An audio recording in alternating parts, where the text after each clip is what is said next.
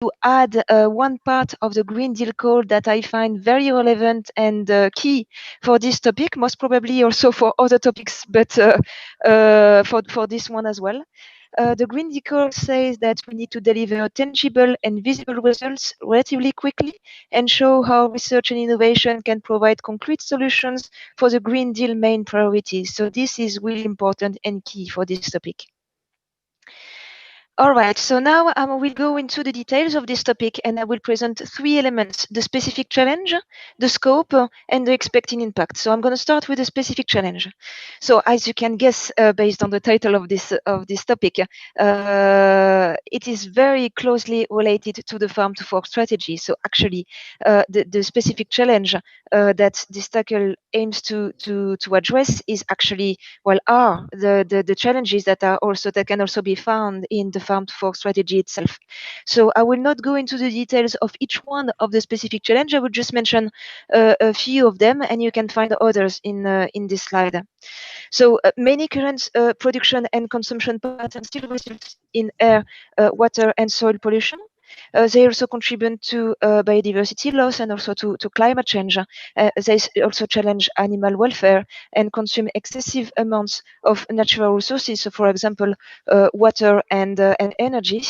And also, an important part of the food is wasted. So these are few, let's say, environmental challenges, but at the same time, there are also, let's say, health-based or health-related challenges that this topic aims to address, because unbalanced diets contribute to obesity and other nutrition-related non-communicable disease. So these are a few challenges that should be addressed through this topic. And as you all know, the farm to fork strategy, and so this topic aims to targets basically a better sustainability, but sustainability on the three pillars, both social, environmental, and economic. So this is quite important and should be addressed in the proposals and in this topic. So now about the scope. So a range of activities will support the deployment and scaling up of innovations that contribute to the objectives of the farm to fork strategy. And the proposals should also test, pilot, and demonstrate innovative systemic solutions. So we recommend a TRL in between 5 and 7 to one of the following six subtopics. All right, so the first subtopic A, focus on climate neutral farms, achieving climate neutral farms by reducing greenhouse gas emissions and by increasing farm-based carbon sequestration and storage. The second one focuses on food businesses, achieving climate neutral food businesses by mitigating climate change, reducing energy use, and increasing energy efficiency in processing, distribution, conservation, and preparation of food. The third subtopic C, aims to reduce the dependence on hazardous pesticides, reduce the losses of nutrients from fertilizers towards less pollution of water, soil, and air, and then ultimately a reduction of the use of fertilizer. Subtopic D aims to reduce the dependence on the use of antimicrobials in animal production and in aquaculture. Subtopic E wants to reduce the food losses and waste at every stage of the food chain, including consumption, while also avoiding unsustainable packaging. And last but not least, the last subtopic will focus on diets, shifting to sustainable, healthy diets sourced from land, inland water, and sea, and accessible to all EU citizens, including the most deprived and vulnerable groups. Okay, so the Commission considers that the proposals requesting in between 6 and 12 million euro would allow the specific challenge to be addressed appropriately under each one of these 6 subtopics. However, it does not preclude the submission and the selection of proposals requesting other amounts, obviously. So the grants will be awarded to proposals according to a ranking list, but to ensure a balanced portfolio of supported activities, at least the highest ranked proposal per subtopic will be funded, provided that it attains all thresholds. Okay, and this is my last slide about the scope. The proposals should focus on systemic innovation that maximize synergies and minimize trade-offs to deliver co-benefits on the 3 dimensions of sustainability. So again, environment, social, and economic. And then the proposal should also pay particular attention to quite a long list of elements that I will go through now. You will have much more details on it in the text, in the topic text, but I will just summarize it here. So proposal should pay attention to, should apply system thinking, system approach. They should adopt a multi-actor and cross-sectoral approach, engaging all practitioners, public and private institutions, and citizens from farm to fork to co-create, test and demonstrate solutions from production to consumption in practice on a European scale, but also paying attention to regional and sectoral needs and contexts. The aim is also to take specific care to engage young professionals, SMEs, consumers, and citizens. So the proposal should also include the most appropriate mix of innovation. In the topic text, you can find example, and I insist on the fact that these are examples. The project should also focus on upscaling innovations, and they can include a limited research activities, but well, to address specific gaps for solution building, testing, and demonstration. And also a particular attention should be given to understand behaviors, motivations, and barriers with a view to maximizing the uptake of solutions. Also, where appropriate, we need to capitalize on existing testing and demonstration facilities. And last but not least, the proposal should also deliver and implement an action plan for dissemination, communication, and engagement for building awareness, education, and skills relevant to the solutions on a European scale. Last but not least, about the scope that I did not include in this slide is that it's about international cooperation. International cooperation is encouraged. All right, so now the last part that I wanted to mention about this topic will be about the expected impact. We have 3 expected impacts for this topic. The first one is well, demonstrate innovative systemic solutions that have the potential to generate significant positive impact by 2030. So I will just take few examples. For example, subtopic A should aim to achieve climate neutrality of farms and farming systems, reducing greenhouse gas emissions, increasing carbon sequestration and storage, for example. Subtopic C would aim to decrease the dependency on the use of hazardous pesticides. So these are, let's say, subtopic specific expected impact, but then we will have impacts that all subtopics should also try to address, and specifically all subtopics should aim to provide sufficient, safe, nutritious, healthy, and affordable food for all, or at least contribute to it. And they should also contribute to improve the overall sustainability of the food system and improve the resilience of the food system to shocks and stresses. So that was for the first expected impact. The second one is to contribute significantly to the achievement of the objectives and targets of the Farm to Fork strategy and the European Green Deal. All right.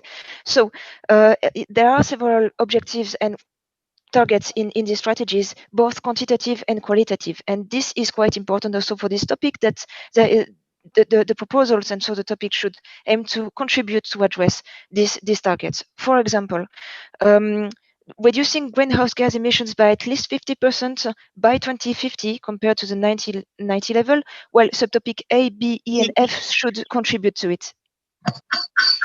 Another example, I would just take examples. You have the whole list in the text, in topic text. Another example, so subtopic E, we should contribute to half the per capita food waste at retail and consumer level by 2030. So this is a non-quantitative target. Subtopic F, for example, should aim to reverse the rise in overweight and obesity rates across the EU by 2030 and bring European diets more in line with the dietary recommendations. So these are just few examples of quantitative and non-quantitative targets that this topic should aim to contribute to address. And last but not least, the last expected impact is to achieve an increase in awareness among policymakers, businesses, investors, entrepreneurs, institutions, stakeholders, and citizens of selected innovative systemic solutions, of their potential, and of the requirements to promote and realize their uptake at EU scale and behavioral change. So this is what I could say about the topic on Farm to Fork. Thank you for listening. If you have any question, please keep in mind that this whole exercise of drafting this topic is really a co-creation exercise in between different services at the Commission. So I might not have the answers to all your questions. That's why I strongly recommend you to upload your questions on the Research Inquiry Service. But before you do that, please double check the funding and tenders portal's FAQs, because we already received questions and maybe your question has already been answered. Last but not least, we organized during the RNI Days end of September an info day on all topics developed for the Green Deal call. Lots of questions have been asked and the videos are available. So you can actually get quite a lot of information through these videos. Thank you very much. I will stop sharing now. Ms. Schumacher, thank you so much for your presentation, for the valuable information you provided to us. You're welcome. Thank you so much. If our second speaker is with us, we can continue with our second speech. Is Tuomo Karjalainen is with us?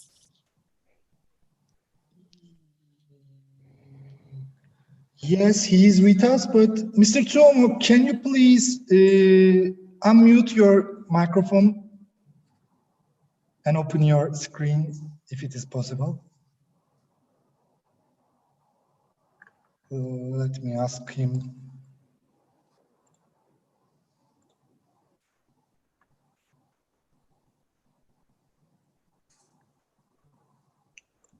I think we lost him, Hala Hanım. Yes, I can see him also. Yeah. So we can go with Mr. Alexander, if possible. Then Tuomo will get order. Okay. I'd like to kindly invite now Dr. Alexander Bakowski, team leader in International Development Ireland. Dr. Bakowski is going to present us second topic of Area 3, which is demonstration of systematic solutions for the territorial deployment of the circular economy. Dr. Bakowski, floor is yours. Do you want to share us to presentation? Yes, I think you will share. Okay. Kemal will share the presentation. Or... Sure, Alexander. I can also share it. Okay. So after your presentation, Mr. Tuomo will make his presentation. He's joined again, I think. So it's up to you. I can wait. No. Just want to inform him about. I'm just opening your presentation. Let me check again.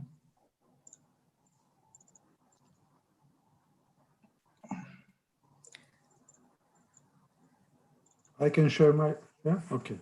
I'll share it. Okay, thank you. Yes. Okay, thank you very much for having opportunity to present this topic of Green Deal call. It's the call Area 3, Industry for Clean and Circular Economy. And the topic is 3.2, demonstration of systemic solution for the territorial deployment of the circular economy. Next slide. Can I have? Next slide, please. Yeah, thank you. So there is a number of the call and topic. In this title, I think there are three most important elements of this call. So it's demonstration. So there must be a demonstration of systemic solution, circular systemic solution. And the third element is territorial deployment. So it's demonstrations of circular systemic solutions for territorial deployment. And it's innovation action. I will come back to TRL level later, so we can proceed. Next slide. Okay, this call is should contribute. These proposals should contribute to achievement of the objectives of the strategic documents. I have listed here the strategic documents which are referred in call text. Of course, it's first of all is a Green Deal document in which there is a need to mobilize industry for clean and circular economy and to go to improve the existing indicators. The main indicators is that industry still accounts for 20% of EU's greenhouse gas emissions, and only for 12% of the materials industry uses come from recycling. So these targets should be improved through implementation of the projects. There is also industrial strategy for Europe, which is dealing mainly with circular economy and digital economy, and it shows the targets of building a more circular economy, and also presents opportunities or the potential of circular economy to create 700,000 of new jobs by 2030. We have also circular economy action plan, which in this action plan you can find key products value chains which are very relevant for these calls, and also puts forward a series of measures to seize all opportunities to empower consumers to play a more active role in circular economy. So the role of consumers is also important for this call.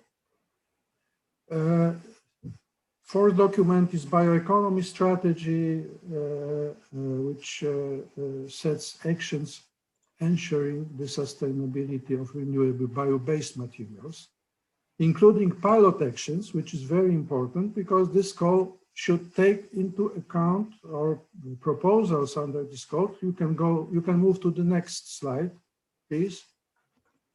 Under this proposal should take into consideration all actions and projects which are already implemented in this area. So it should build upon already developed knowledge, but avoid duplications. This is very important. And I put here links to very useful documents, Horizon 2020 and bio-based industry joint undertaking demonstration projects. There are also I mentioned pilot actions under bio-based strategy. So there is there are pilot projects implemented.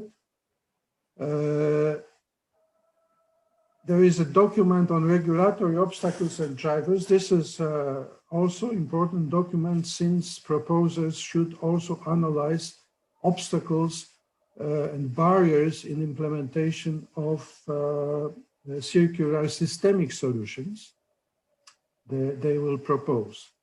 We have also two important links to facilities which are supporting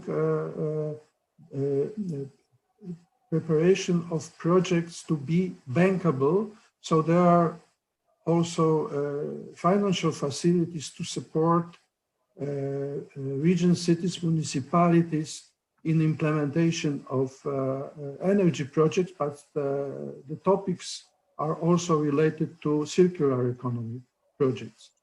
There are also circular cities funding guide to support proposers in guiding them to existing sources of financing, because this call is not only about demonstration, but it also about next steps, how to move from demonstration to real operational environment for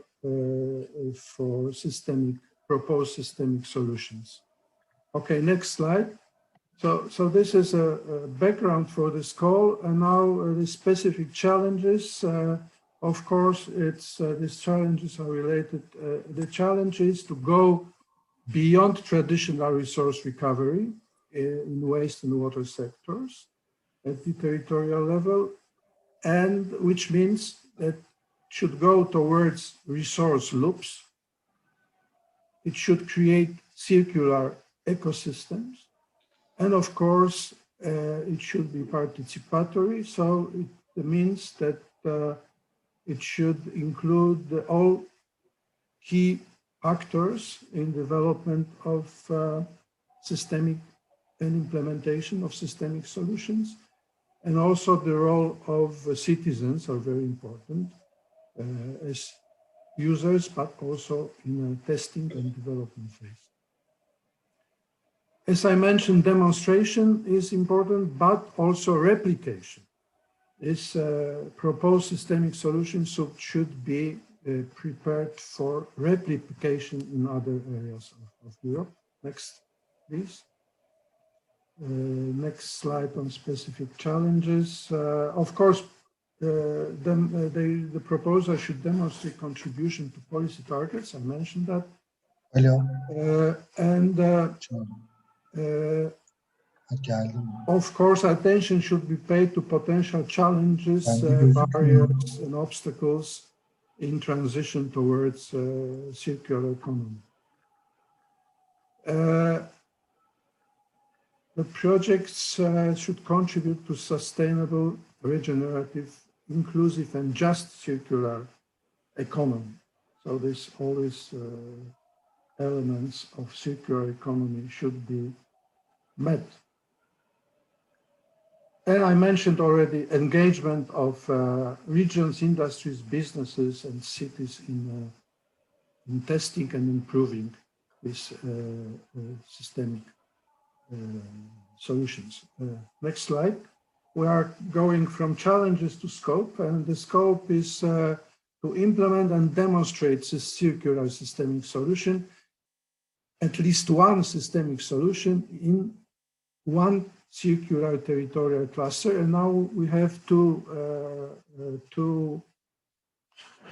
terms, systemic solutions and circular territorial cluster. And call text defines what means circular territorial cluster. The definition is there.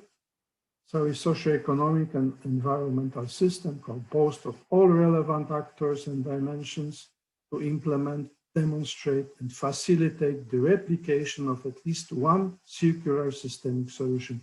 So it's very good description of objectives of the call.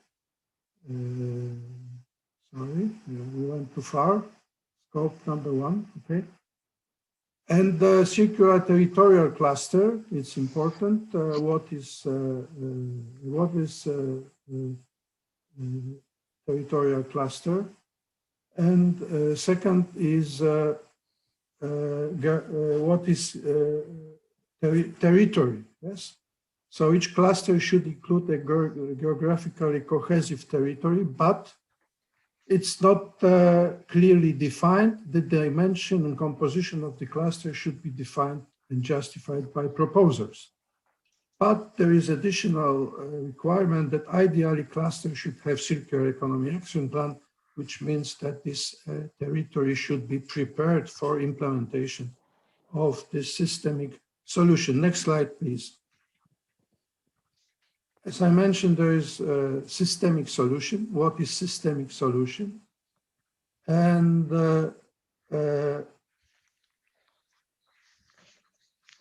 as I mentioned already, this is not only about demonstration, but also about creation of critical mass for public and private investments and for mobilizing private investments and public procurement for these new solutions. An important element, again, I'm repeating, is high replicability and scalability potential of these systemic solutions. So the business models should be replicable and scalable. Okay, next slide, please.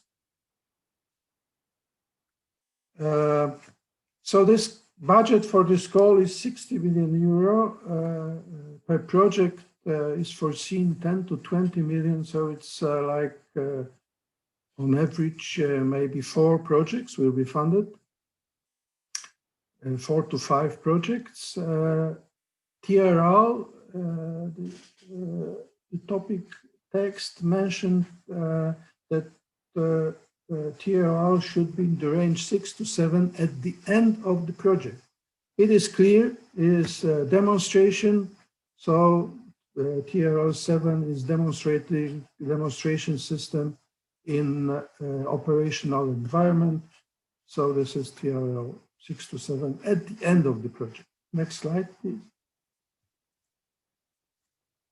There is 7 types of impact specified. And of course, this is very general objective or impact is related to Green Deal objectives as a transition towards circular and climate neutral economy through decoupling of economic and human activities from the consumptions of finite resources. Then we have improved sustainability and circularity of clusters. So they should be circular, sustainable, in different economic sectors. These economic sectors, again, is the choice of economic sector, depends on the proposers. Emergence of circular business opportunities, as I mentioned, and pipeline on investment project. So it should demonstrate the business opportunities and projects which can be funded in next stages after demonstration. And next very important aspects is to increase circular and climate neutral practices among citizens and their participation in systemic solutions. So it's with and for citizens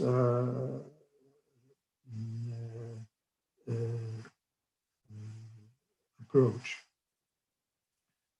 Creation of new jobs, I have mentioned that. Next slide, please. In short and medium term, of course, but short term is important. And 2 more are related to knowledge transfer. As I mentioned, this proposal should build on already implemented project, but there should be also cooperation between or exchange of knowledge between projects selected under this call and opportunity or potential to benefit for other territories and member states. And of course, widespread uptake and easier replication, scalability, and visibility, and multiplication of all social, environmental, and economic benefits. So I think this is the more important impacts of this call. And next slide is my almost pre-last slide. There is one more element in this call is the European Commission Circular Cities and Regions Initiative. And this demonstration project or proposals submitted under this call should contribute or should form a part of demonstration project implemented through this initiative. The aim of this initiative is to support implementation of circular economy solutions. That's why this demonstration project creates a good base for this knowledge base for this initiative. And there should be cooperation between projects, which should be included in one of the work packages. and exchange of experiences and participation in Circular Cities and Regions Initiative events. And my last slide about this call is just to summarize the most important elements which are relevant for all Green Deal calls. So it's to produce tangible results. Here we have demonstration projects and continuous investments to make them operational. They must be visible to citizens and more, to develop with contribution from citizens, and they should multiply benefits. So benefits should be not only in region where the demonstration is implemented. I should be able to multiply for multiplication in other regions and countries, and of course reached in a relatively short time frame. So that's all about this call, and thank you for your attention. Thank you, Kemal, for sharing my presentation. Dr. Bakowski, thank you so much for your presentation. Now we are going to continue with our third presentation. For that, I'd like to kindly invite Tuomo Karjalainen. He's a senior expert in environment and health at the European Commission, DG Research Innovation. Mr. Karjalainen is going to present us two topics under Area 8, zero pollution and toxic-free environments. Mr. Karjalainen, the floor is yours, please. Thank you. Can you hear me? Yes, we can hear you. I had such difficulty connecting this morning. I don't know. I was able to connect to the first session fine, and then I was kicked off. So I'm now talking from my private computer. So hopefully this will work. No problem. Do you want us to share? Yes, please, because okay. Actually my presentation is in the other computer. So. Okay, first of all, I would like to thank the organizers, of course, for inviting me to this important event. And you can see from the slides that I work in the DGRTD, in the People Directorate. This used to be called the Health Directorate. So basically dealing with environment and health issues since about 2002. Next slide, please. So these two topics that we have proposed for the Green Deal actually fall within this domain of environment and health, because they do look at the environmental impacts and also health impacts. So we have two topics, to 8.1 and 8.2. So I will give you some details about these. Next, please. Just some overview of the European Environment and Health Research. We started very modestly in the year 2000. We had about 8 million euros per year. Then it has fortunately been increasing, and now we have reached about 160 million in the year 2020. And we are happy that actually there seems to be a trend that we will have even more money in the future. I think that this shows the significance of environment and health research for policymaking in Europe. And I just had a look at FP7, and I saw that there were at least 13 institutions from Turkey that participated in environment and health research in FP7. Next, please. So we have funded, of course, a lot of projects. As you saw from the previous slides, we have over 500 projects that have been funded that have received over 1.8 billion euros from the European Union. And as far as chemical safety is concerned, we have funded 101 projects. Then we have some additional projects dealing with nano-safety aspects. Then we had very recently a call on human health impacts of micro and nanoplastics. And this call has closed, and now we are, basically we have selected some projects for funding. And we are also funding this very large European Human Biomonitoring Initiative, looking at chemical exposures in various parts of Europe. And I will come to this, back to this later again. And This is normally going to be followed by a Horizon Europe partnership called PARC, which is the Horizon Europe Partnership for the Assessment of Risks from Chemicals.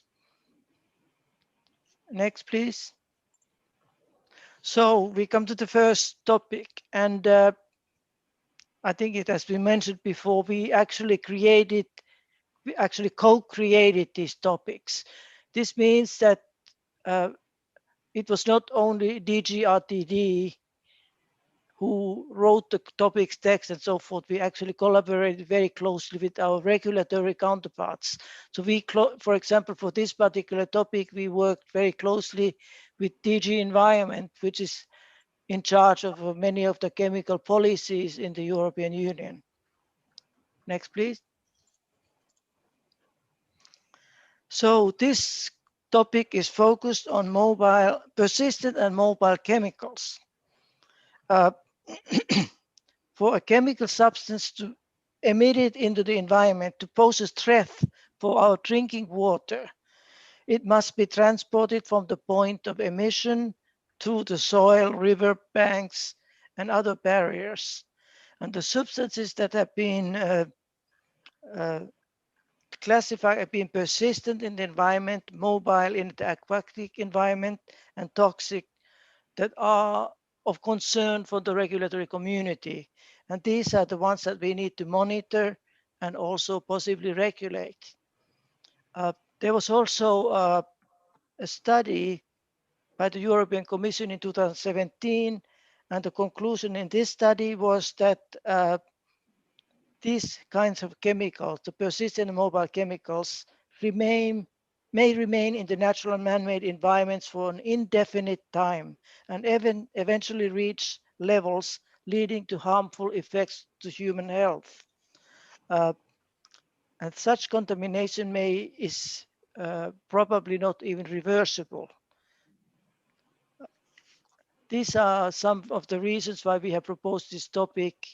There's also some new criteria that have been proposed by the German Federal Environmental Agency, UBA, on what are persistent and mobile chemicals. And there has been some attempts to introduce this into the REACH legislation. Next, please. So in this topic text, we give PFAS, the perfluorinated alkyl substances, as an example. But this does not mean that all the applicants have to propose something on this particular substance. You can also propose something on other mobile and persistent substances. And this is a group of 4,700 chemicals. And the most well-known are the PFOA and the PFOS. And these have been used and are being used in many, many different products. For example, the non-stick metal coatings for frying pans, paper food packaging, cosmetics, textiles for furniture, clothing, paints, pesticides, and pharmaceuticals. So it's a very large variety of uses. And many people are exposed to these kind of chemicals. And it's estimated currently that there are about 100,000 contaminated sites in Europe with these kinds of chemicals. And they are actually called forever chemicals because they are so persistent. And there have been some attempts to replace them with alternatives. However, it has been noticed that many of these alternatives actually do also have toxic properties. The chemical strategy that was just adopted very recently, I think the 14th of October, includes actions on PFAS. So I will come to that in a moment. Next, please. So in this chemical strategy, there are some promises that the Commission has made how to tackle these kinds of chemicals. And I will not read all of this, but it's the fourth paragraph here that is important. We would establish a EU-wide approach and provide financial support under research and innovation programs to identify and develop innovative methodologies for remediating PFAS contamination in the environment and products, and also provide funding to substitute for these toxic chemicals. So actually, this is one of the raison d'etre of this particular topic. Next, please. Just for information, these kind of chemicals have a lot of potential and proven effects on human health. They can affect, for example, unborn children. They can have lower birth weight, for example, but also adults and other vulnerable population can be affected. So there's an increased risk for thyroid disease, for example, increased cholesterol. And what is very important in the current pandemic situation is that they are immunotoxic. So actually they can lower your immune resistance, and perhaps you could actually be more prone to be exposed and get infected with the COVID-19 virus. Next, please. So from regulatory point of view, our colleagues have emphasized that these are the key issues. There's a very high number of these chemicals, and there's still very limited information on the specific substances, and they need to be addressed as one group. We need analytical methods to be able to measure the whole group. We need more monitoring data, especially as concerned the more recent PFAS chemicals.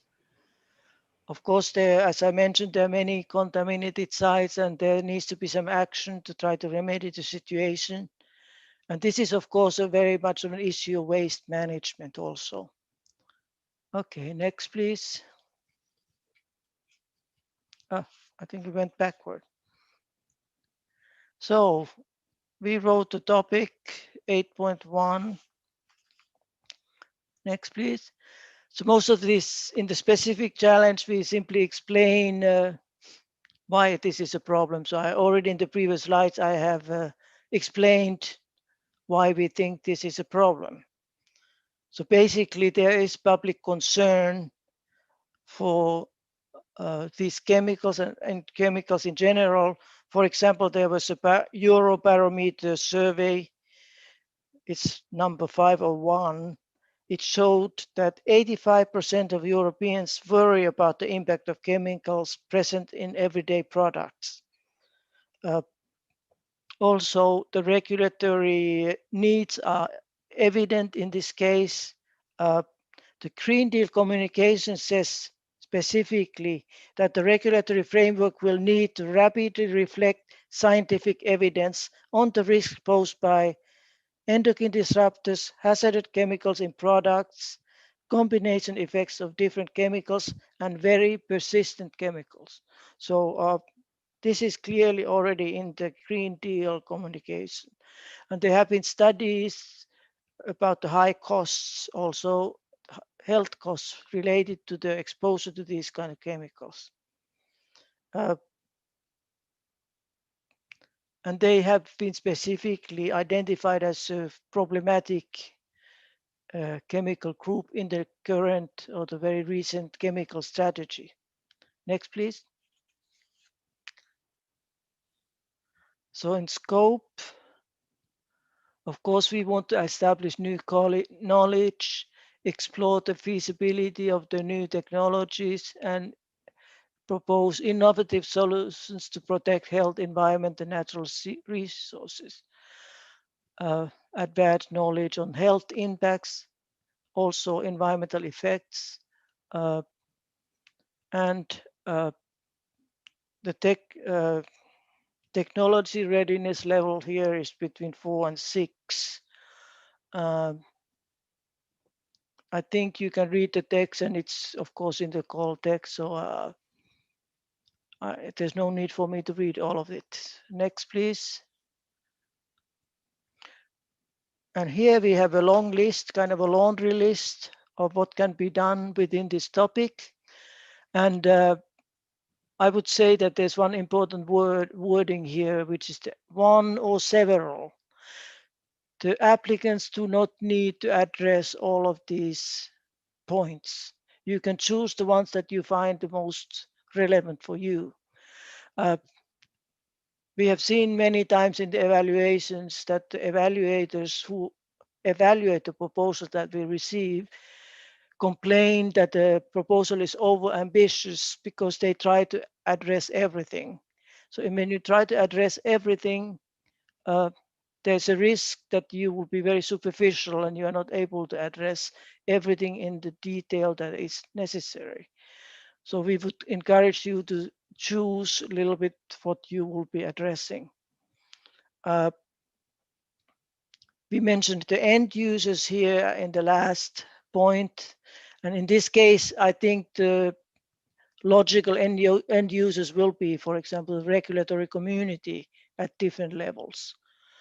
We have also mentioned here the policy contribution, the Circular Economy Action Plan, and this was adopted also, I think it was in March this year. So this is very recent political policy development.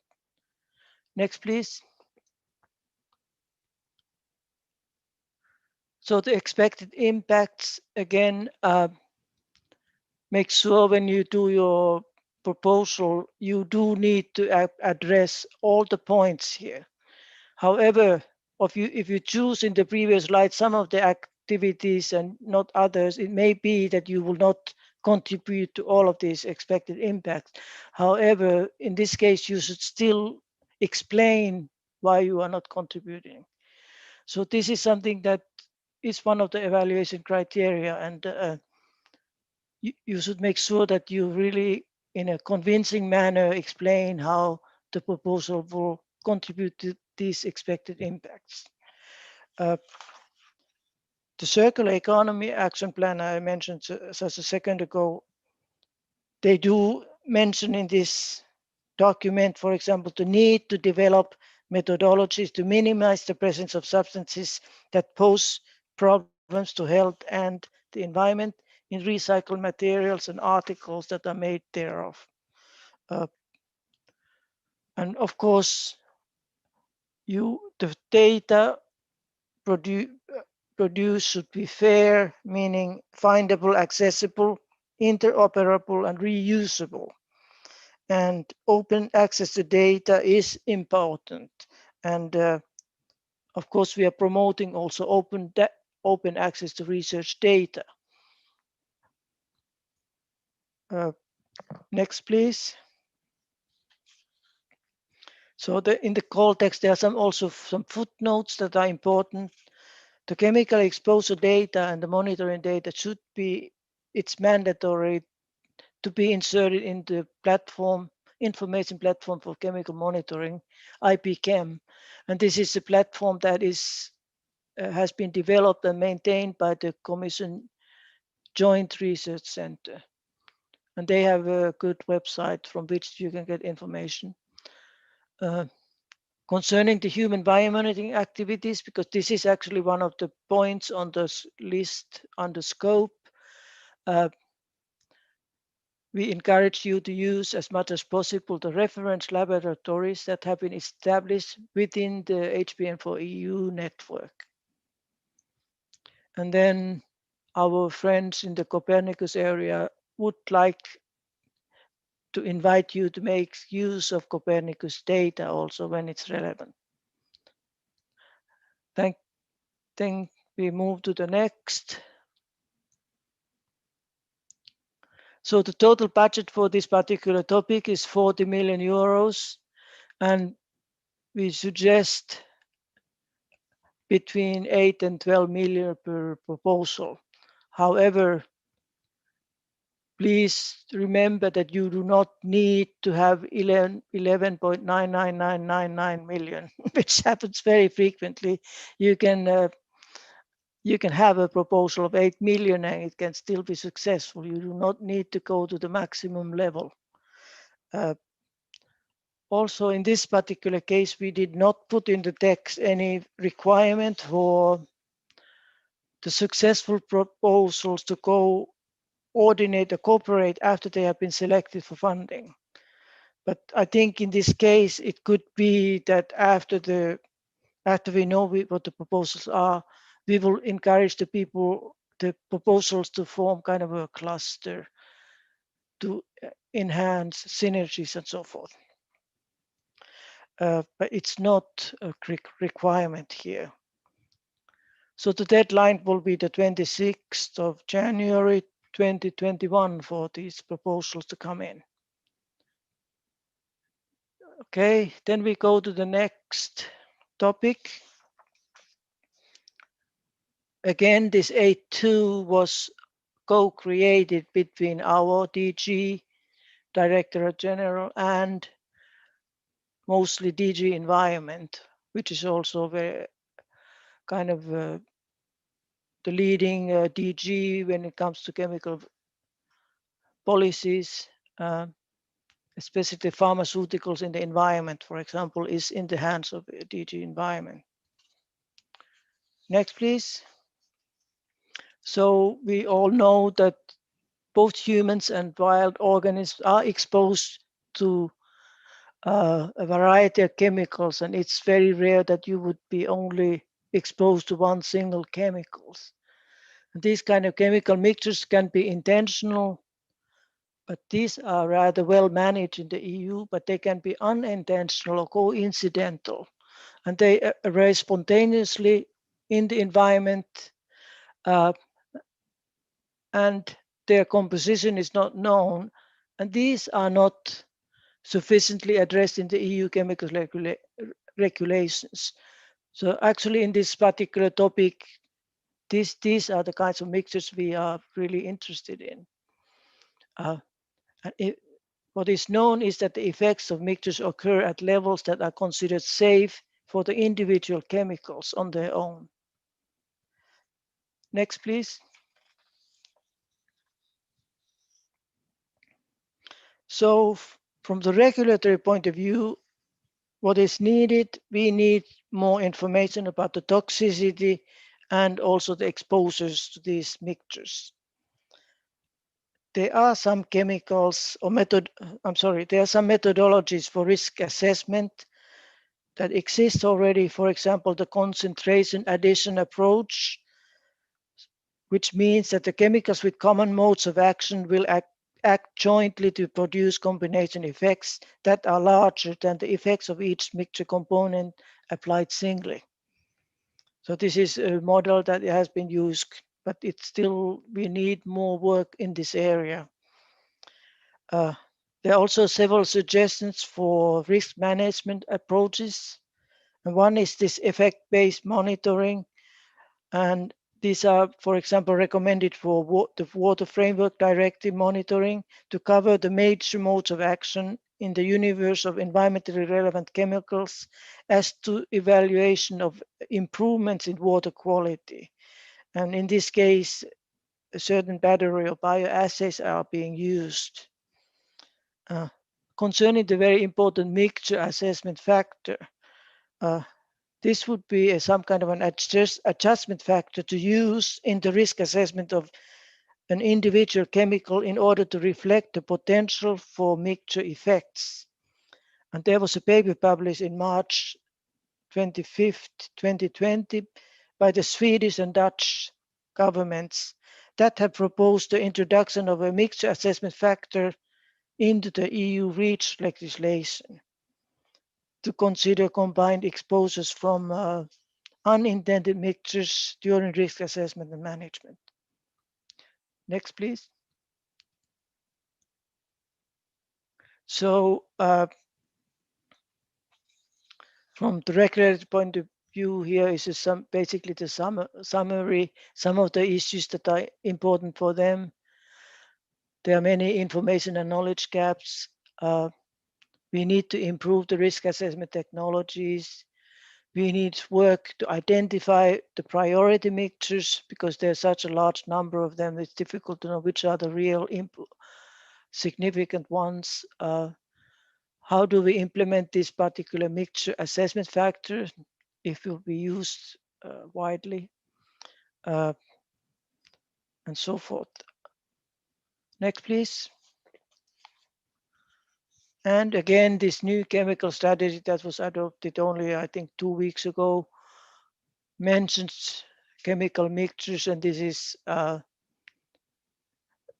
it's said in this particular document that the Commission will assess how to best reach a mixture assessment factor for chemical safety assessment of substances, and introduce or reinforce provision in the various pieces of legislation to take account the combination effects of chemicals.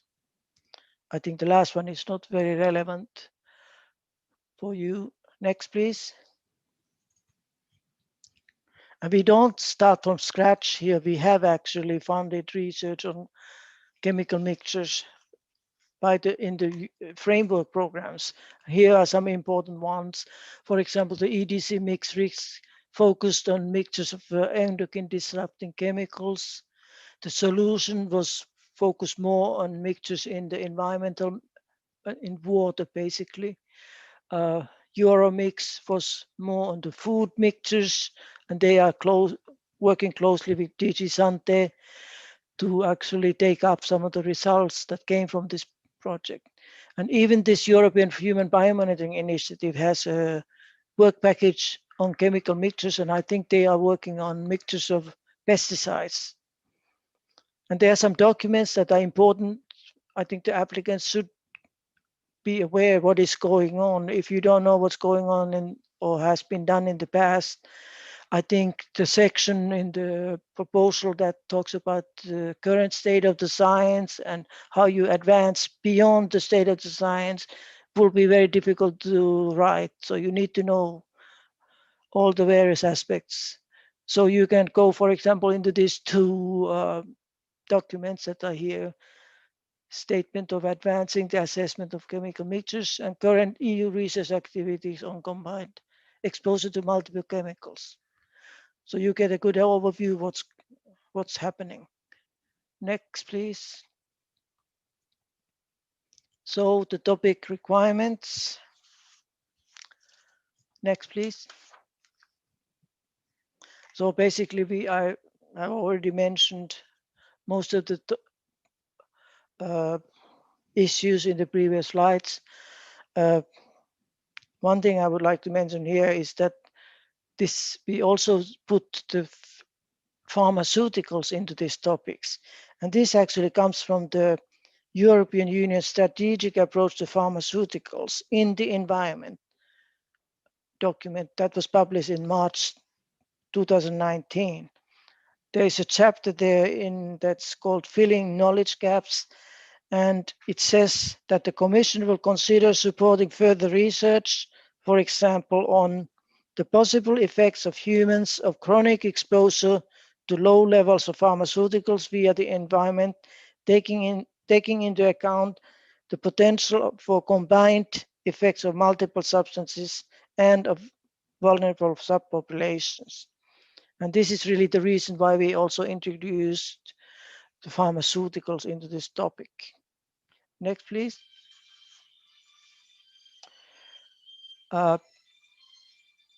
Scope. So I think this is a very much focused on regulatory science. So there is quite a long list again here of issues that can be addressed in the proposals. Tools, analytical methods, exposure studies. There's even some human components here and so forth. So again, you can address some or all of the following, but as I said previously, it may be better to be focused on certain aspects and not try to cover everything. Next, please. So I can say the same thing here again. Make sure when you prepare a proposal that you address the relevant expected impacts, all of them if necessary, but if you do not address one of them, or make sure you explain why you are not contributing to it.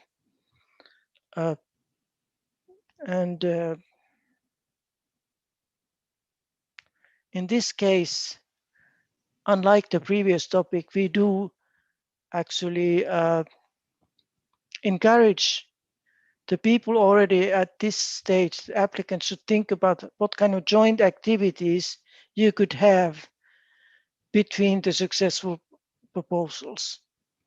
So there will be probably some kind of a cluster that will be formed after the project have been selected, and so there are of course many different kinds of activities that can be considered, like common communication and dissemination activities, workshops on certain particular issues of common relevance, and so forth.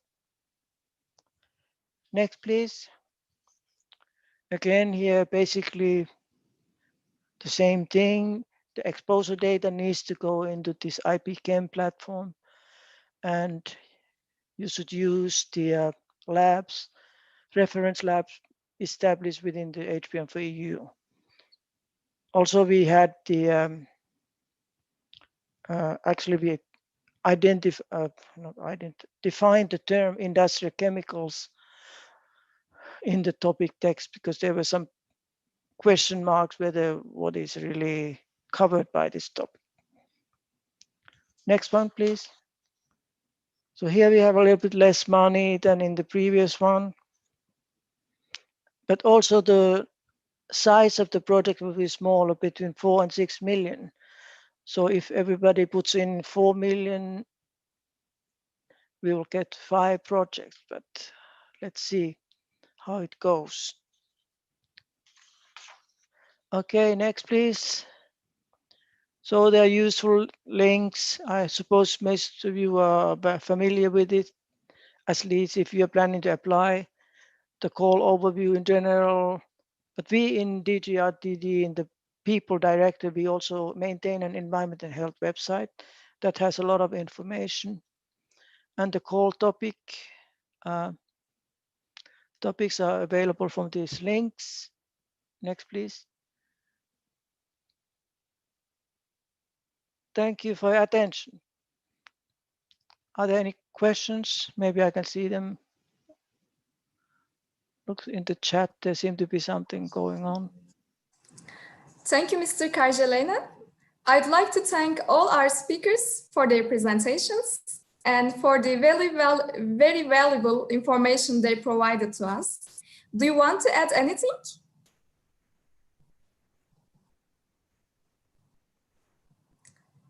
If not, I think we can continue with our pitching session. As I said, we have 15 presentations for our pitching session. I'd like to remind you that the duration of each presentation should not exceed 5 minutes in time. I'm going to reflect your presentations. Our first speaker is Daniele Spinelli. Let me share his presentation.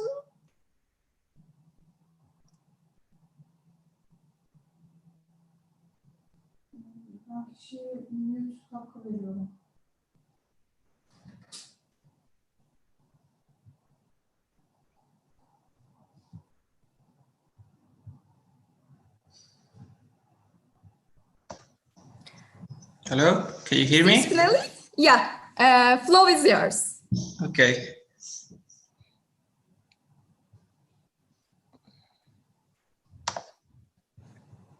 Can you share my screen, my presentation?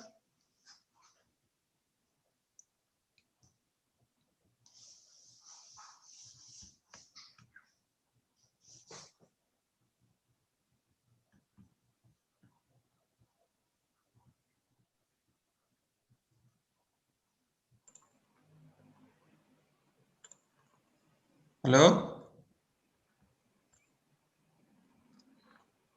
Mr. Daniel, I think Mrs. Hala is trying to open your presentation. Okay. Hala, can I try it on behalf of you? Yes, please. Please. Okay. I'm stopping your now. I'm opening.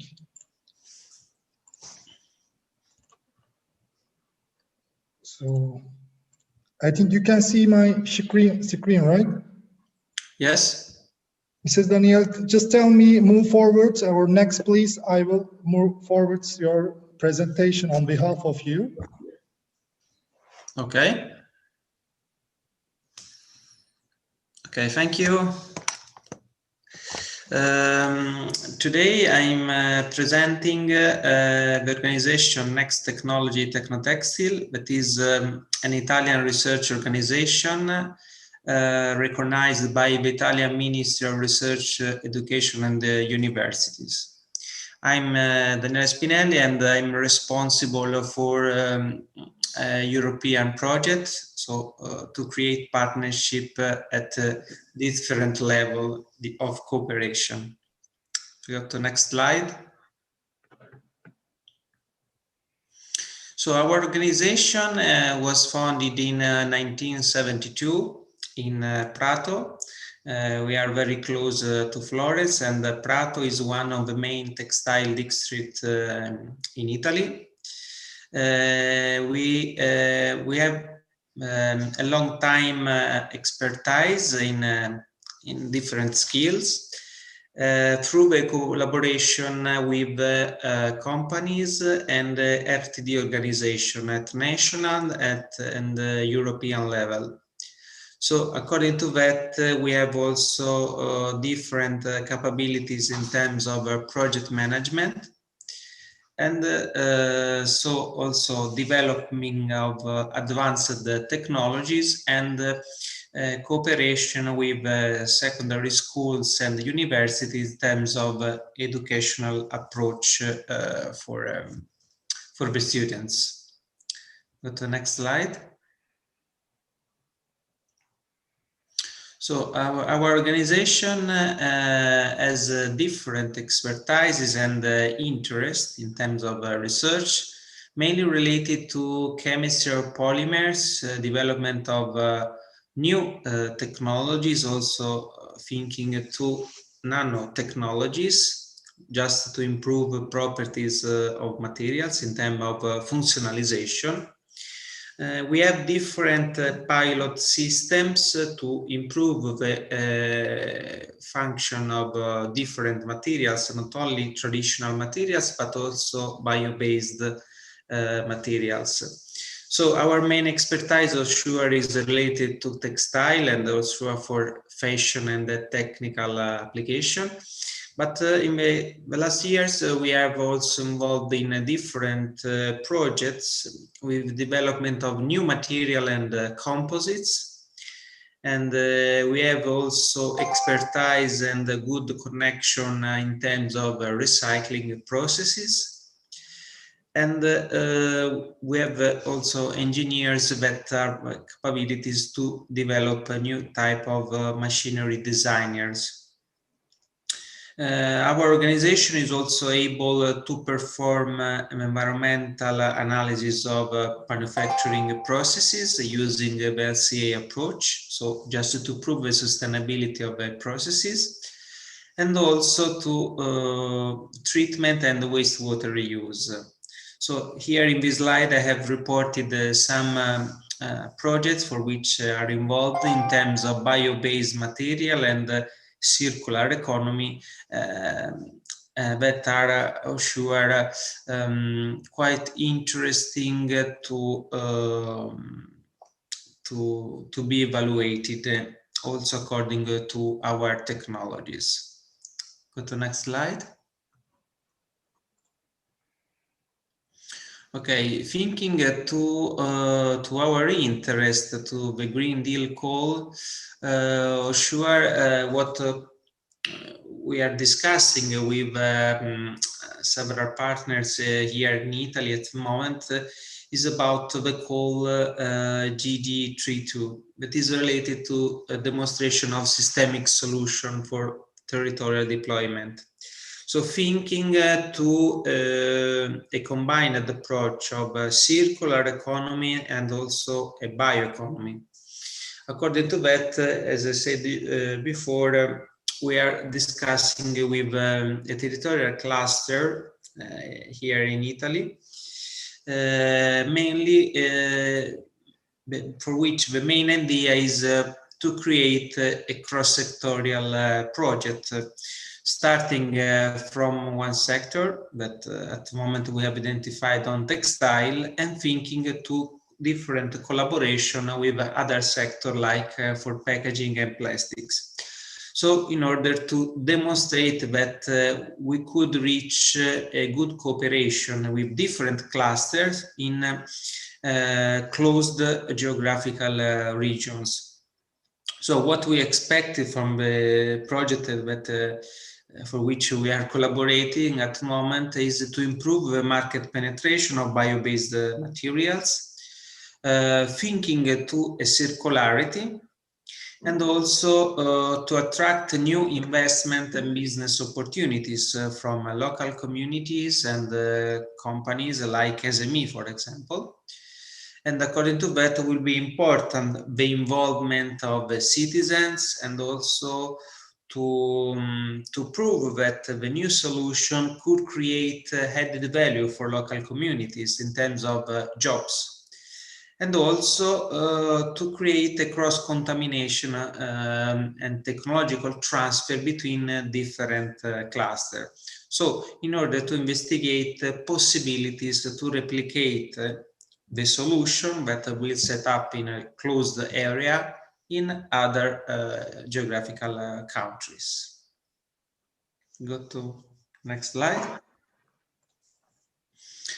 Okay, so as I said, at the moment our organization is mainly interested on this topic, but for sure I think that other topics related to the area 8, that is related to bioremediation processes, thinking to contamination of PFAS, could be quite interesting for our organization, as PFAS are one of the main sector that is involved in the release of PFAS in the environment is also textile. So I think that we could also create a collaboration on that. So for any question, please contact me by phone or by mail at the information that I reported in the last slide. Thank you for the presentation. Thank you very much, Mr. Spinelli. Our next speaker is Çağatay Alp Arslan.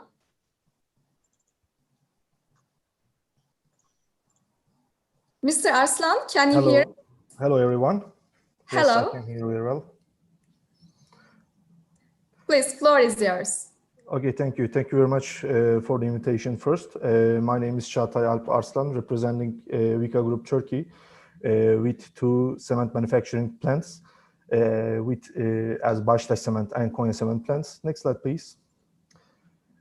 Baştaş Cement and Konya Cement plants are the 2 branches of Vica Group Turkey operating in Turkey. And Vica Group has 22 cement plants among the world, mostly in Europe. Baştaş and Konya Cement produces 4.8 million tons of cement in a year.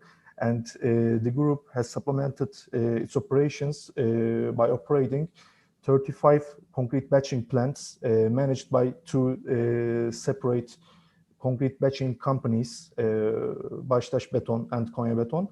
And also we have 1 lime production plant and 1 waste characterization and processing plant, which is licensed for over 100 types of waste materials as the alternative fuel in the cement production.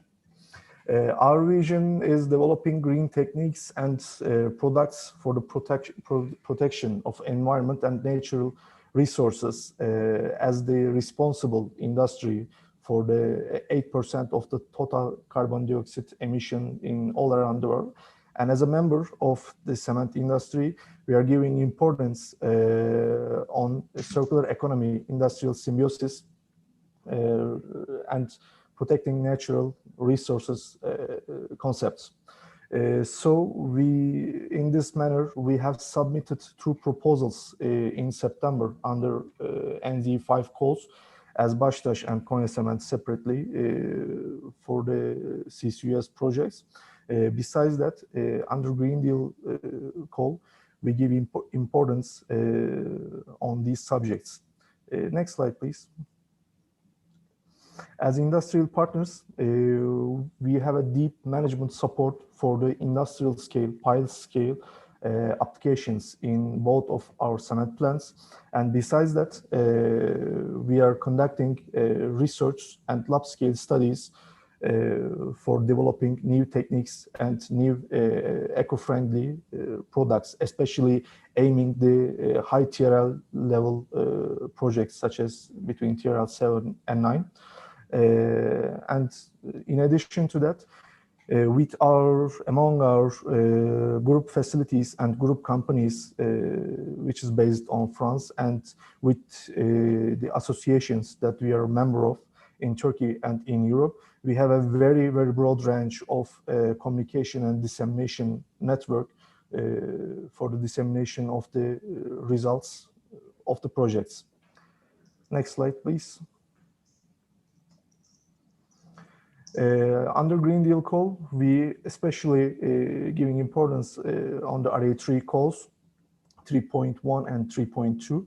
Besides that, we can also support the activities of 4.1 call, the Building and Renovating in Energy and Resource Efficient Way project call.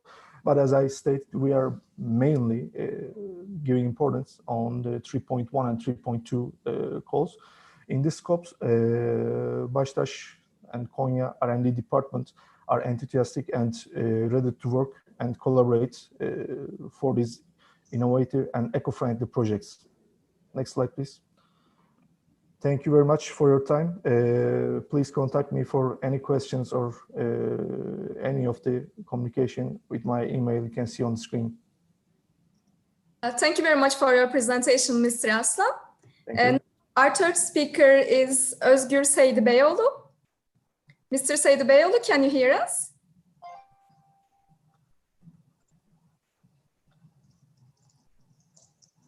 Hello, everybody. Hello, the floor is yours, please. Okay. So thank you very much for this excellent event, and especially for TÜBİTAK and all the EU members. Actually, I'm still a faculty member in a university in Izmir, but I've been conducting research on sustainable materials for almost 20 years. And now we formed a new spin-off company in Ege University Technopark, Science Park. And we have a big group working on sustainable materials. And we are currently about to actually started 2 EU projects with my university hat, and then I will start new projects on circular economy soon. So please, can you go next slide? And actually, what I believe, go back, please. I've been working as a researcher in many countries, in Canada, in Sweden, Norway, even in the United Kingdom, and also in South Africa. And I've published many papers with various partners. And now we are trying to make a new organization, and it's just been 1 month ago established, and we are trying to reduce the pollution and global warming. We are designing new products and services for a circular economy. We are developing bio-based solutions, and we try to change the current technology with additive manufacturing and other recycling processes. And could you please go next slide? Next slide, please. Aylan. And actually, I'm leading a big group, and we have a lot of people in our company, in our group. They are not all employed at the moment. Hopefully, they will be employed soon. And we are actually have a group of bioengineers who is working on medical technologies, on sustainable medical technologies, actually. And we have a textile engineer who finished in new biodegradable fibers at the moment. And a new chemist will be coming to join us from Japan. He was a postdoc research fellow in Japan on sustainable nanomaterials. And we have our chemical engineer. She was working on sustainable polyurethane materials from biodiesel residues.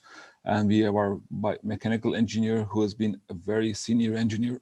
He has worked in various companies, including Korean companies, and aerospace engineers and materials engineers. And we have a circular economy expert as well. And here's my wife, actually, Elif Alyamaç, who has a PhD in polymer engineering.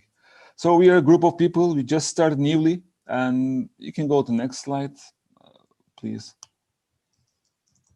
We are working on different polyurethane formulations. Sorry, I didn't know the content of the meeting, so I was not well prepared like the previous presenter. And we are working on minerals, some residues of bioenergy. We are trying to make new sustainable thermosetting resins.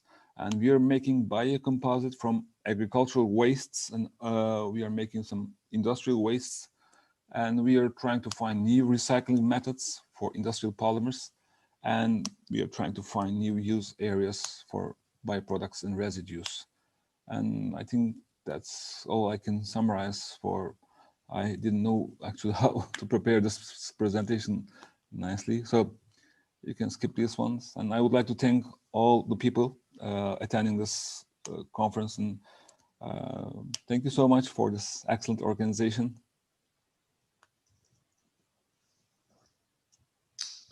Thank you, Mr. Seydi Beyoğlu. Our next speaker is Seren Tusun. Mrs. Tusun, can you hear us? Yes, we can see you. Welcome. The floor is yours. Please start your presentation. Thank you.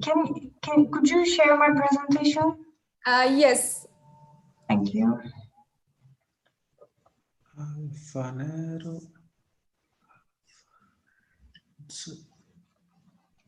Okay, thank you.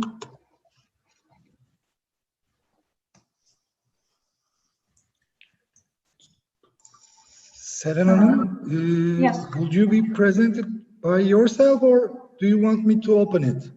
It could be better if you open, but I can also share. Okay, let me open again. Because I don't know where I saved it. Okay. Can you see my screen? Yes, thank you. Okay. I'm joining in behalf of Onotus Vision Technologies, which is located in Gebze, Kocaeli in Turkey. And I am a business development engineer in Onotus. Can we do the next slide, please? Okay. So we are an engineering and consultancy firm which uses some high-tech engineering solutions, and also we develop some solutions in the context of technological developments and the customer needs. Our expertise areas are material information technologies, manufacturing and performance simulations, ICME, which you can find also as integrated computational materials engineering. And also we have the software capabilities, which I will mention in the next slide, please. So about 4 or 5 years ago, Onotus started to build a software team with computer engineers and software developers. And we developed a data management software with the funded project by the Scientific and Technological Research Council of Turkey. As a result of this project, we have our own data management software, which we can also developing some new tools and models on this. So after feedbacks from the mostly defense industry, we started to deal with the big data and image processing, such as data analysis and so on. So we are thinking about to contribute mostly with these capabilities to the Green Deal call. Also, we experienced in material information technologies, manufacturing and performance simulations, which you can predict possible errors by creating digital twins of the production methods, also to material in the process. Also in material information technologies, we are developing, we contribute projects with developing alloys, most metal alloys with lightning which has better impact for the environment. Can we go to the next slide? Actually, this topic is not inside of this workshop call, so I'm going to be quick on this one. But we think that we can contribute to develop a building information model, which with our software capabilities, maybe that's a database, or we can develop a model for the buildings. And then there are the expected results. They are reaching the 30% noise reduction targets. For this, we have some acoustic solutions on the test and the simulation side, which we can contribute. Can we go to the next slide? Okay, so this is one of the most important topics in the Green Deal Call, I think, is the farm to fork strategy. Right now, actually, we are planning to write a small project with the Turkish Institute about this one, which we are going to contribute with the image processing that comes from the fields. So it's a small example that how we can contribute to farm to fork strategy with the digital side of the projects. Can we go to the next slide? These are blanks because we are not going to think that to be a coordinator. We are open to support the projects in our capabilities.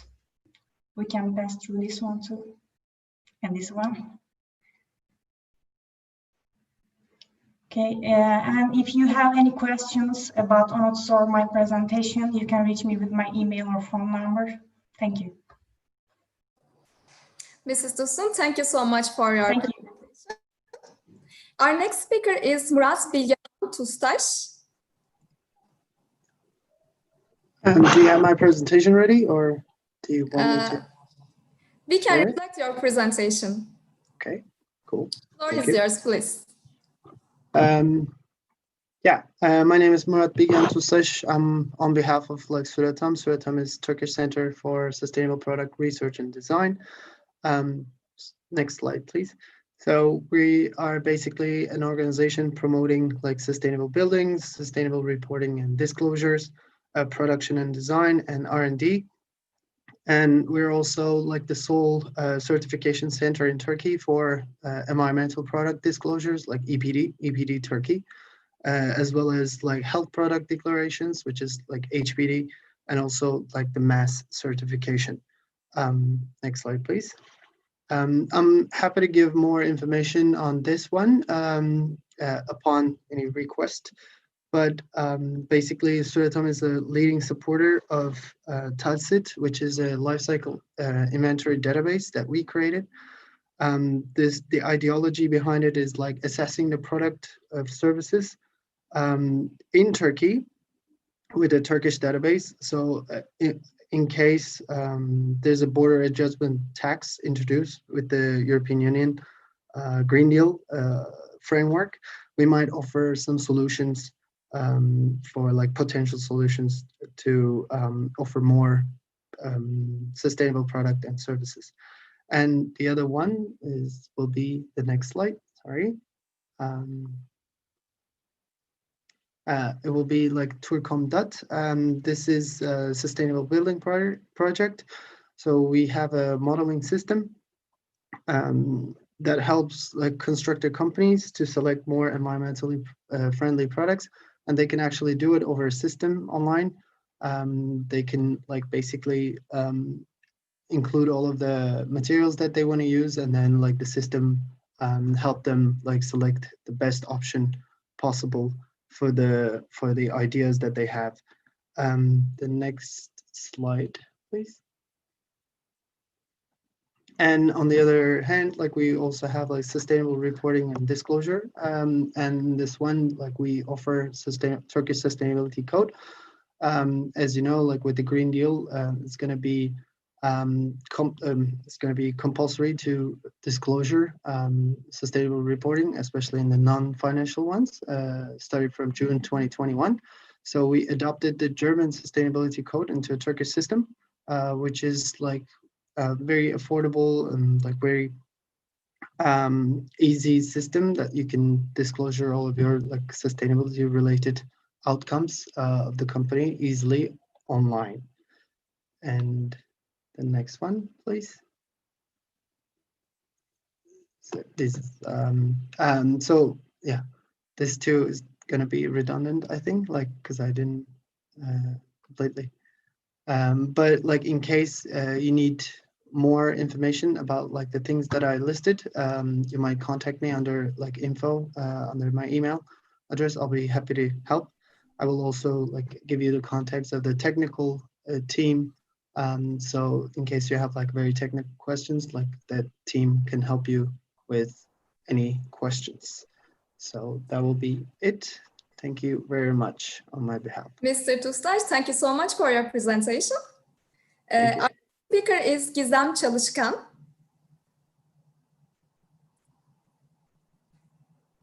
Ms. Çalışkan, can you hear us?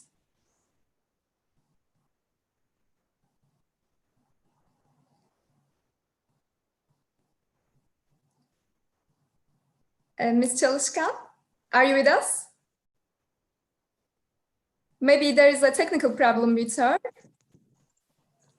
Halam, we have Hasan İmgeçelik as well. Yes. Hasan İmgeçelik will present. Okay. Yes. We will promote you as panelist, and I'm going to open the presentation. Okay.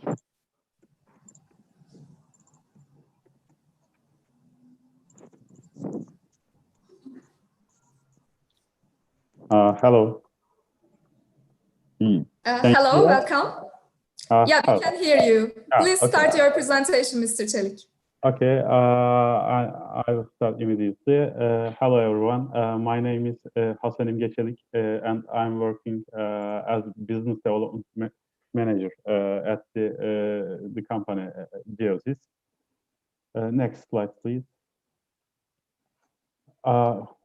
Our company was founded in 2005, and we are supplying and some technology solutions over 50 years, and especially we are focusing on the geographic information systems and location-based services, and we are developing some technologies on software and the hardware side with this location-based data.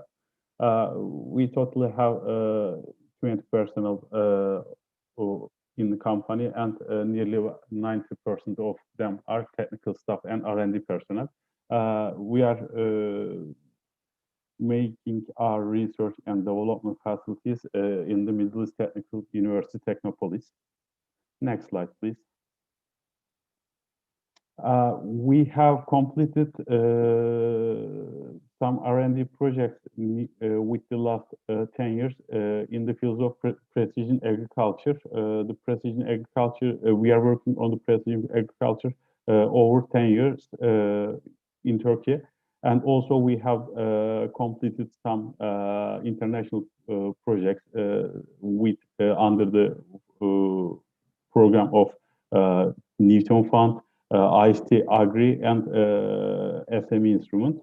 Our main focus on all of these projects is based on input optimization during agricultural production processes,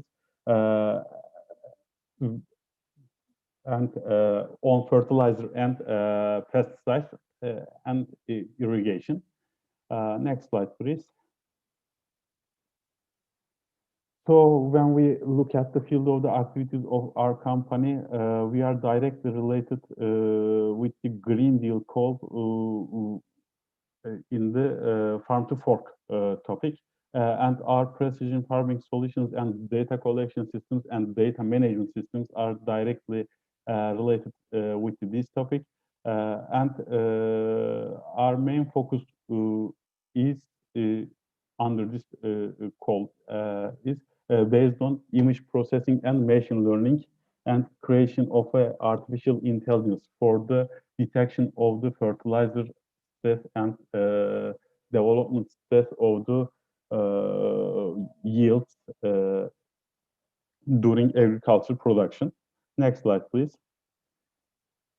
Our research team consists of some artificial intelligence researchers and machine learning researchers. We have a business development department and project management department also. And our staff is working on the information technology department as software developer and hardware developer. Next slide, please. So we are looking for some partners and also coordinators that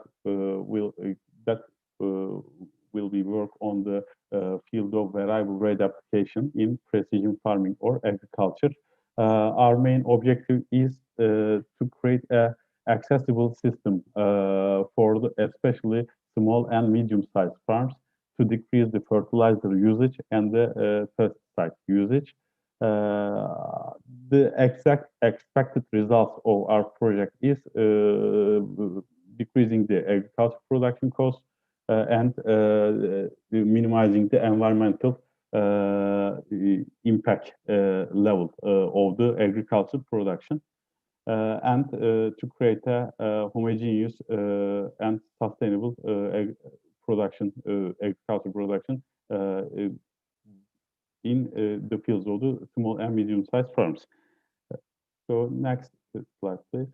So we are not willing to be a coordinator in this program, but we can supply hardware and software solutions as a partner in the potential consortiums.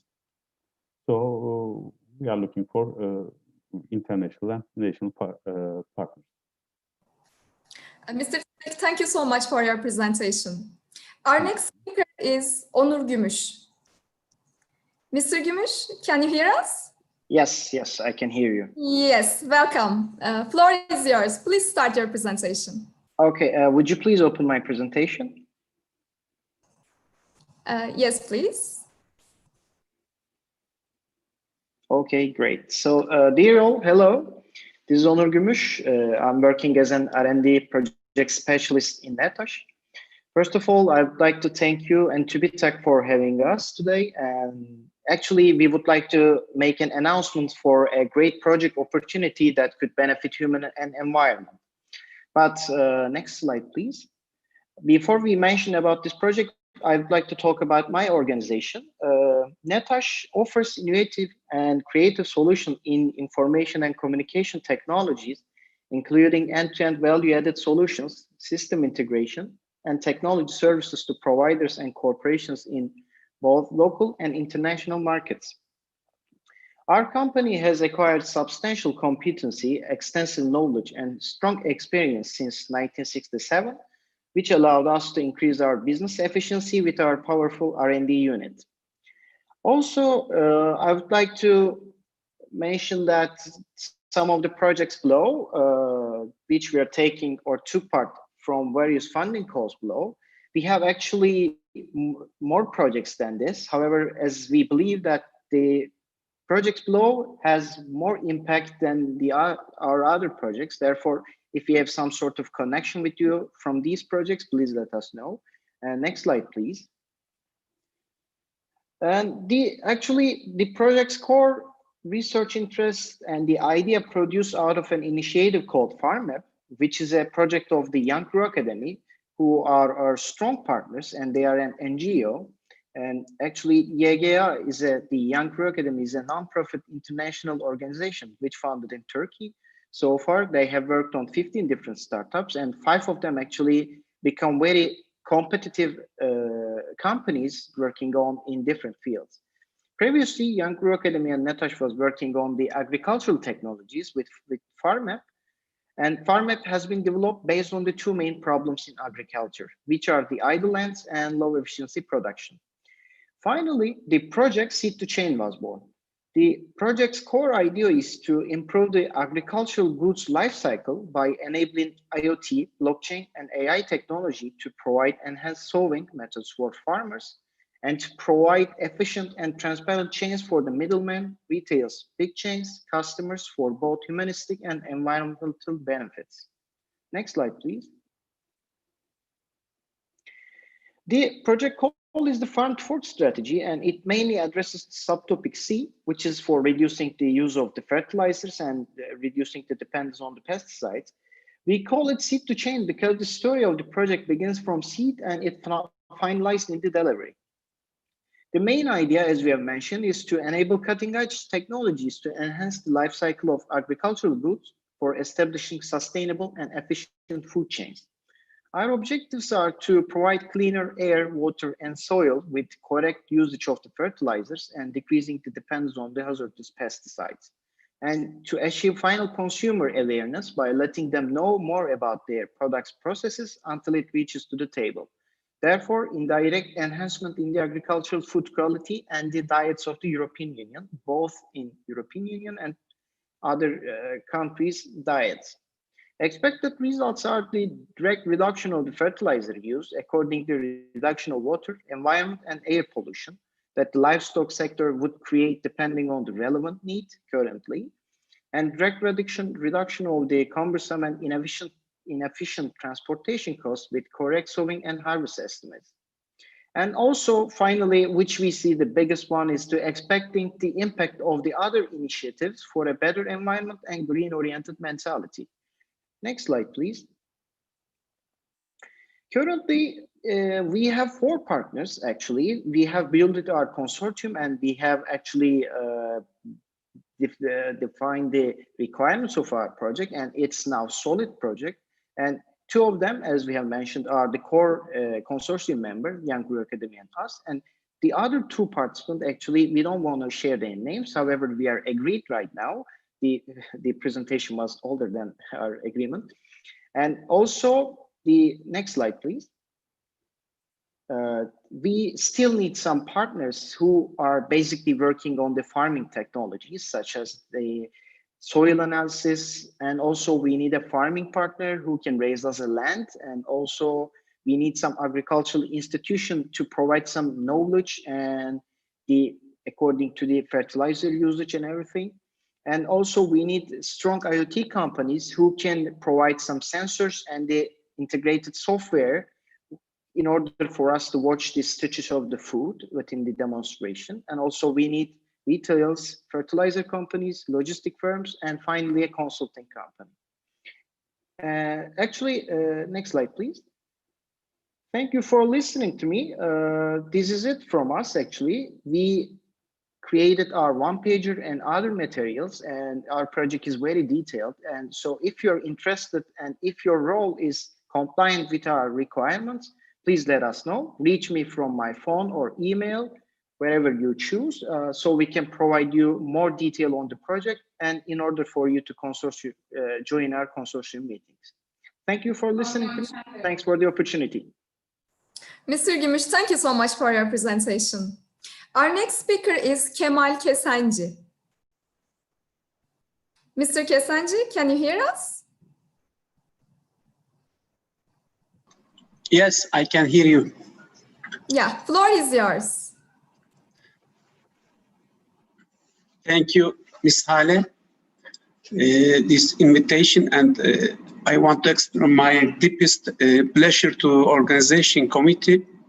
This is first time as a Safa Tarım we are joining this organization. My name is Kemal Kesenci. My base is chemical engineer. I am take my PhD in bioengineering division. Could you next slide, please? As a Safa Tarım, we are a generic pesticide producer that all the people suffer from the pesticide because of the waste residue. But unfortunately, in order to feed the world, we need to produce pesticide. Now our trend to focus on the biopesticide, which is more efficient and safely can be used. Next slide, please. As a Safa Tarım, our strong part is formulation, especially emulsion concentrate, emulsion in water, microemulsion, suspo emulsion, or capsule formulation. With this sense, nowadays we have already 600 registered product in Turkey, but because of the European legislation, unfortunately, already 70 of them is banned because of toxic effect. For this reason, so we should use more environmental friendly pesticide and food safety. Next slide, please. As a subtopic, you know, already Mr. Tomo spoke about reducing depend of hazardous pesticide. Now we focused on, instead of generic pesticide, we use without pesticide. What does it mean to struggle with insect? Do not use any pesticide.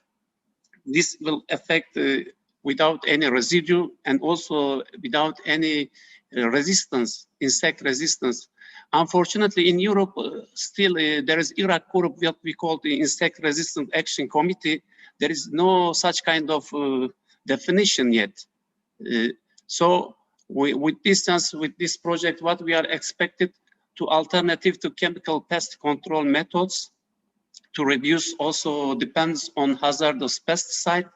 And for this reason, it's easy. There is no any pollution. I mean, do not use any fossil solvents. Do not use any toxic solvents. Next slide, please. Our R&D laboratory and center well equipped with this sense. As I said before, we are very strong on the formulation parts, and we have also partnered on the field parts. We should distinguish also insects which are harmful, which are useful, because we are not living alone. There is biodiversity. With this sense, we need to produce some more environmental friendly products. Next slide, please. As I said before, we have no partner, unfortunately. Maybe with this presentation, we will find, if anyone interested, immediately contact with my email or phone numbers. Thank you. Thank you, Mr. Kesenci. Our next speaker is Benjamin Garland. Mr. Garland, can you hear us? Yes. The floor is yours. Everybody. Please start your presentation. So you can share maybe. Yep. Okay. So hello everybody. I will represent Helvesis.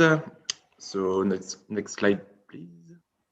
We are a SME based in Paris. We are specialized in microfluidic instruments, and we help researchers improving their applications using microfluidics. So what is microfluidics? It's using very small volumes for a lot of advantages, like more efficient experiment in terms of time or reagent consumptions. We already have a good experience in H2020 partnership projects. We are already more than 30 ongoing projects right now. So we do two main things: create instruments that we sell, and create partnerships to make some research. So we have a lot of researchers too. Next slide, please. And for the Green Deal calls, I think microfluidic can help a lot of different projects. Especially lab-on-chip is one of the main applications of microfluidics. For example, to detect pollution in the span of the 8 subjects of the Green Deals, to detect, for example, PFAS that has been presented just before. So we can do on-site analysis or continuous environmental monitoring using microfluidic devices. So what we can bring in the partnerships is to create the microfluidic platforms, and we will partner with some, for example, laboratories who are capable of detecting some chemicals in water, for example. And we will create the microfluidic platform to bring the sample to the detector, for example. We can also help developing organ on chips. So it's mimicking human organ functions in microfluidic chips to do some tests that can be very efficient to assess the impact of some chemicals on the human. Next slide, please. So just as I said, what we can bring is we can bring some instruments, we can bring our expertise about microfluidic, and it can apply to several different applications. But for Green Deal calls, I think the main things are lab on chips and organ on chips. Feel free to contact us. So you can send me a mail at partnership@helvesis.com. And you can also go on our website where we explain a lot about microfluidics and the projects that are ongoing in Helvesis. And that's all for me. So thanks for the organization of this webinar, and feel free to contact me. Thank you so much for your presentation, Mr. Garland. Our next speaker is Huan Chen. Hi, yeah. Yeah, welcome. Floor is yours.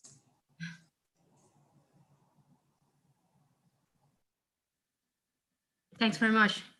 So my name is Yuan. I'm from Sloan Institute of Technology. It's in middle of Ireland. Next, please. So AIT in Ireland, we are basically the Polymer Research Center in Ireland. We are pretty much doing everything related to polymers, including processing, extrusion, injection molding, blow molding, profile extrusion, 3D printing, etc. Recycling, biorecycling, bio-up recycling, chemical recycling, thermomechanical recycling, etc., and also bioplastics as well. And we are coordinating a EU and China project on the circular economy for plastics. Please, next page. So basically, that's what we're doing. AIT, plastic extrusion, plastic processing, different types of processing, plastic recycling, and we're also doing the bioplastics as well for different applications, the packaging, like I mentioned later, for the growing substrates for the hydroponic system, etc. Next page, please. So we're interested in a few areas. The first one is area 3.2, a circular economy. This is a project actually quite similar to what we are coordinating at the moment. It's called BioISIP at the moment. It's circular economy for plastics. It's about bio upcycling, you know, to break down the plastic waste, mixed plastic waste by microorganism and produce the bioplastic from the bacteria. So we are interested in this call, and we are, because this call is quite big, we're actually trying to find out partners and maybe in other areas, not the packaging. Like we're actually we're aiming, you know, look at the plastic packaging, but if you're in other areas like textiles, you know, different plastic or different, you know, for bigger areas, like we can discuss about this for this call, because this call is quite big.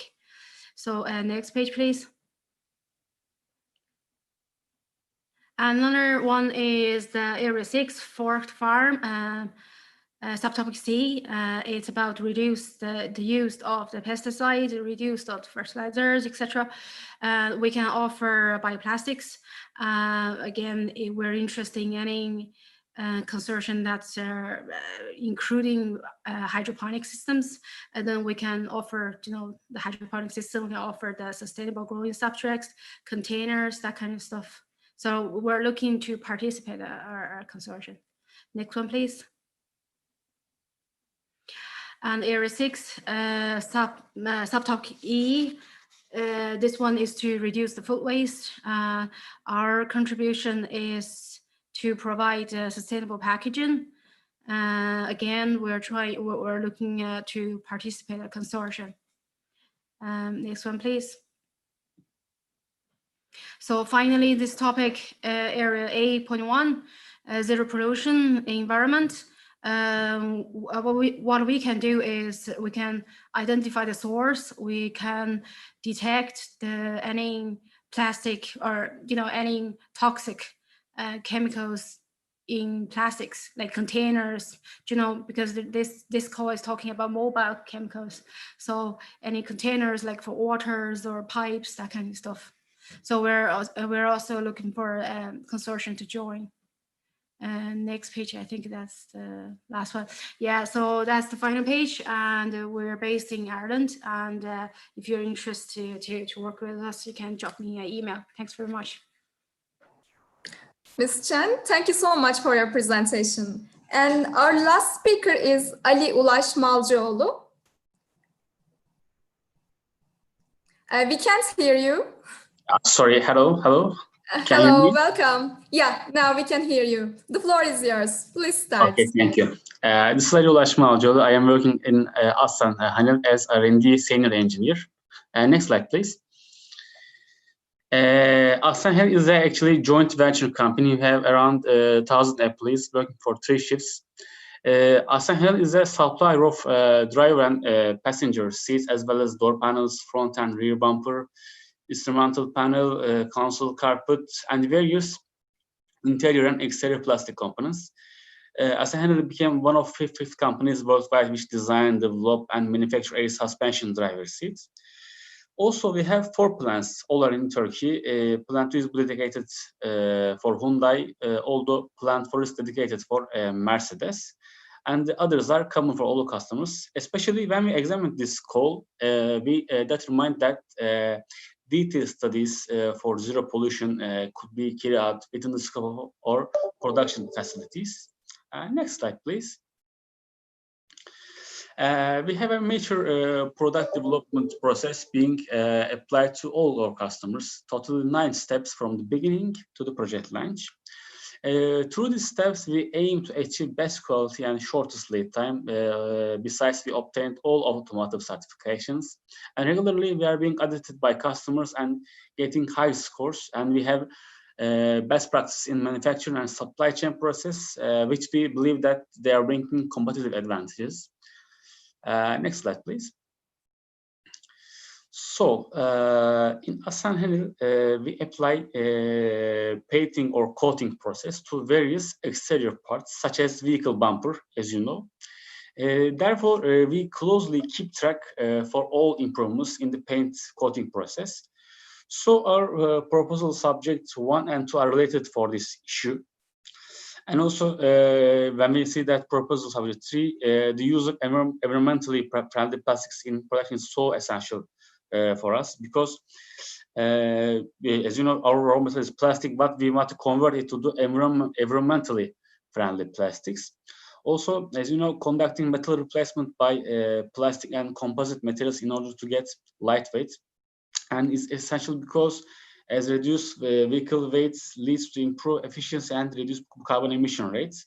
So we have actually too many proposal subjects about it. Next slide, please. So what's our main role? What's the aim in here? Actually, we want to be a part in various studies and systematic solutions in our production facilities as end user by adhering zero pollution and clean circular economy. Also, we can support lightweight studies and mechanical tests if needed. Also, we want to convey our raw materials to environmentally plastics in order to understand the global needs. And also, we can support in electric vehicle in Area 5, but especially in the Area 8, actually we have many studies about it. And if you have any further questions, please contact us. Next slide, please. This is our contact emails. If you have any further questions or anything like that, please contact us. Mr. Malcıoğlu, thank you so much for your presentation. You're welcome. With this presentation, we came to the end of workshop 3. Thank you all for your participation. We hope that the session is useful for you and it will help you to establish fruitful cooperation and collaboration for Green Deal cause. We wish you good luck in your one-to-one partnering meetings, which will start at 1:30. Have a nice day. Goodbye.